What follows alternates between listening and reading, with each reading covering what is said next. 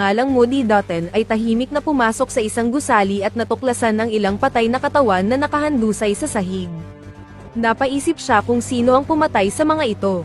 Nang kuhanin niya ang nakitang pera ay may narinig siyang ingay mula sa aparador. Binuksan niya ito at natagpuan ng isang batang babae na tinutukan siya ng baril. Ipinagtapat ng bata na dinukot siya at siya ang nakapatay sa mga bandido. Maingat na kinuha ni Moody ang baril sa bata at nagpa siya na isama ito.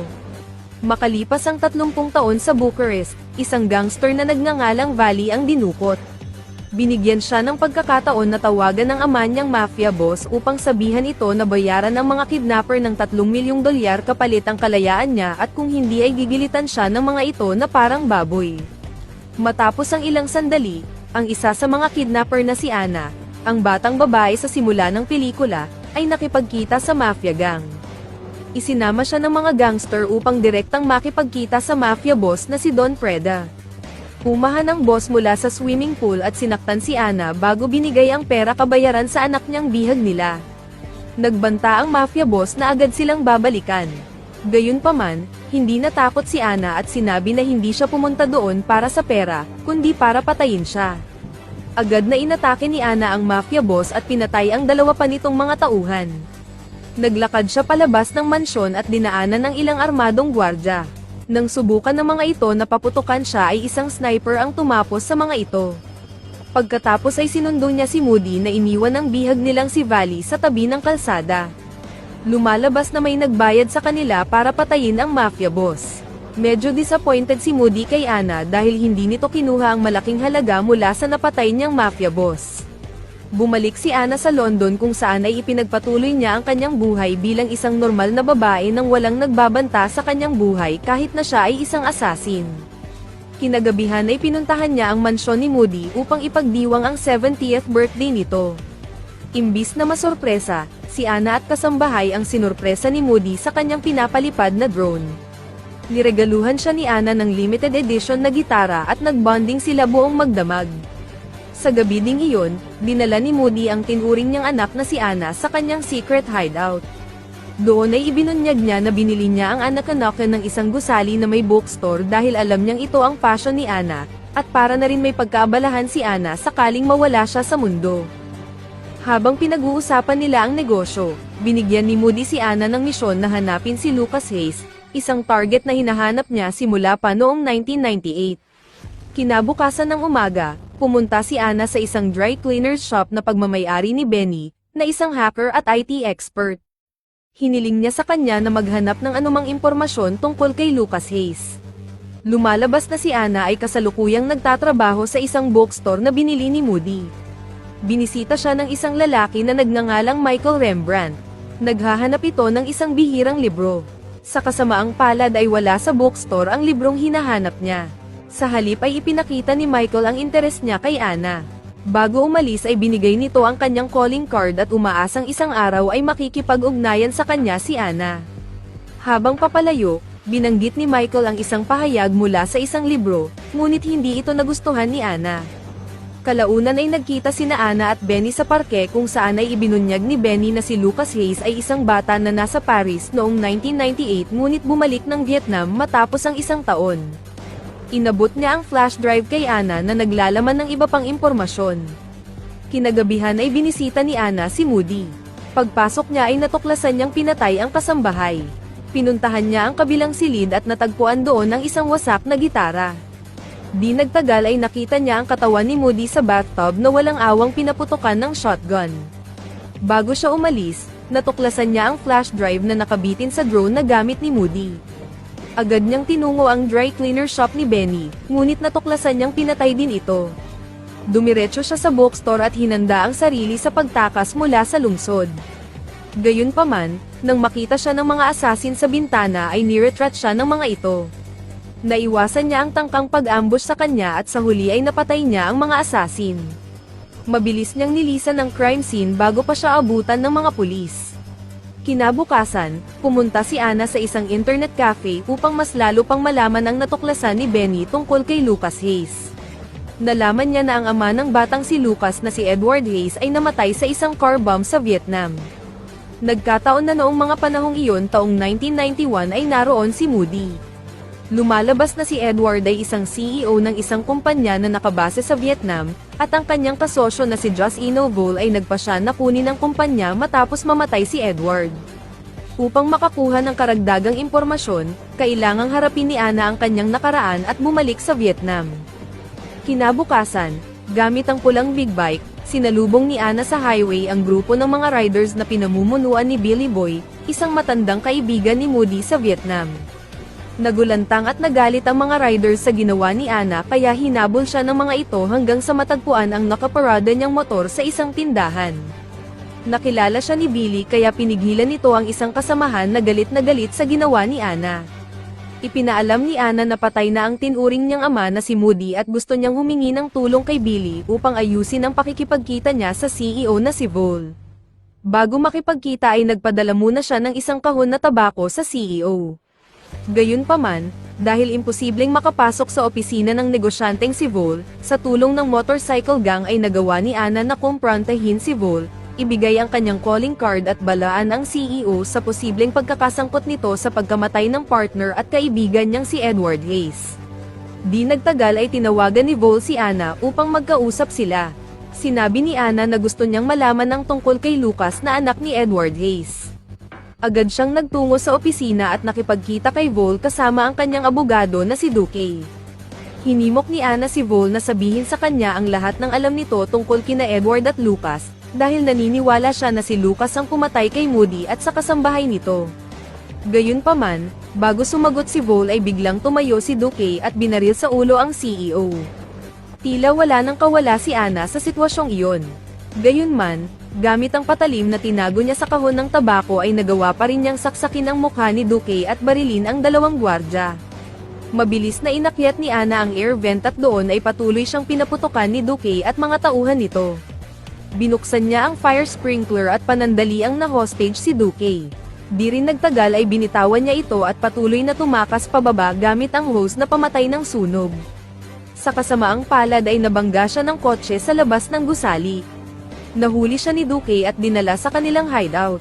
Sinubukan siyang imbestigahan ng mahinahon ni Duque, ngunit nanatiling tahimik si Anna. Dahil sa pagmamatigas niya ay nakaranas siya ng torture. Makalipas ang ilang minuto ay dumating si Michael upang pakalmahin siya. Ipinagtapat niya na siya at si Duque ay nagtatrabaho para sa iisang amo at nag-alok ng tulong, ngunit hindi sumagot si Anna. Sinabi ni Duque kay Michael na kinakailangang patayin si Vol dahil may direktang koneksyon ito sa kanilang amo. Pagkaalis ni Michael ay pumasok ang mga tauhan ni Duque sa silid at sinubukang tapusin si Anna sa pamamagitan ng sakal. Sa kabutihang palad, nakuha niya ang kontrol at nagawa niyang pataubin ang lahat bago makalabas ng hindi nahuhuli. Nagtungo si Anna sa bahay ni Billy at doon nagpalipas ng gabi. Naniniwala pa rin siya na si Lucas ang salarin at humingi ng tulong kay Billy para malaman ang kinaroroonan nito. Kinabukasan, pinuntahan ni Anna ang ospital kung saan na-admit si Lucas noon. Nabalitaan niya kay Billy sa tulong ng isang doktor na simula nang ma-admit si Lucas sa ospital ay hindi na ito lumabas doon. Sa tulong ng madre, nalaman niyang nagbago ang pangalan ni Lucas sa pangalang Christian. Doon ay nalaman ni Anna ang katotohanan na si Lucas ay pipi at bulag kaya imposibleng ito ang pumatay kay Moody at sa iba pa. Si Michael na nalaman ang pagtakas ni Anna, ay tumawag at inanyayahan siyang mag-date. Lumipat ang eksena sa isang lugar kung saan ay makikitang buhay pa at malusog ang ama ni Lucas na si Edward Hayes. Lumalabas na si Michael at iba pa ay nagtatrabaho sa ilalim ni Edward. Inutusan ni Edward si Michael na ligpitin na si Anna bago sumapit ang linggo, ang araw ng charity gala dinner. Sa restaurant, habang pareho silang nakatutok ng baril sa isa't isa sa ilalim ng mesa, binalaan siya ni Michael na itigil ang paghahanap sa pumatay kay Moody, ngunit iginiit ni Anna na personal ito para sa kanya. Sinabi pa ni Anna na kahit anong mangyari ay hahanapin niya at papatayin ang mga taong pumatay sa kaibigan niya. Pagkatapos ng date ay hinarap ni Michael ang ilang local gangster na inutusan ni Duque na patayin siya. Gayunpaman, may kasanayan si Michael sa labanan kaya nagawa niyang puksain silang lahat. Samantala, narating ni Anna ang hideout ni Duque. Napatay niya ang tauhan nito at si Duque naman ay pinahirapan niya. Di niya alam na patungo rin doon si Michael upang bumisita. Pagdating doon, natagpuan niya ang patay na katawan ni Duque na nakabitin. Maya-maya lang ay tinawagan siya ni Ana at habang nag-uusap sila ay sinubukan siyang patayin ni Ana ngunit nakaiwas siya at nakatakbo palayo. Nilabanan niya si Ana na patuloy siyang pinaputukan ng shotgun. Swerte siyang di siya tinamaan ng bala. Nagpatuloy ang matinding labanan ng dalawa ngunit tila parehas sila ng kasanayan hanggang sa nauwi sa bakbakan sa kama ang labanan ng dalawa. Bago umalis si Ana, binalaan pa rin siya ni Michael na hindi siya magtatagumpay, ngunit wala siyang pakialam. Sa kanyang pag-alis, binaril si Ana ng isa sa mga natitirang tauhan ni Duque, ngunit biglang lumitaw ang isang misteryosong lalaki at iniligtas siya. Lumalabas na ang lalaki ay si Moody, na buhay pa rin pala. Dinala siya ng ama-amahan sa tinutuluyan nito.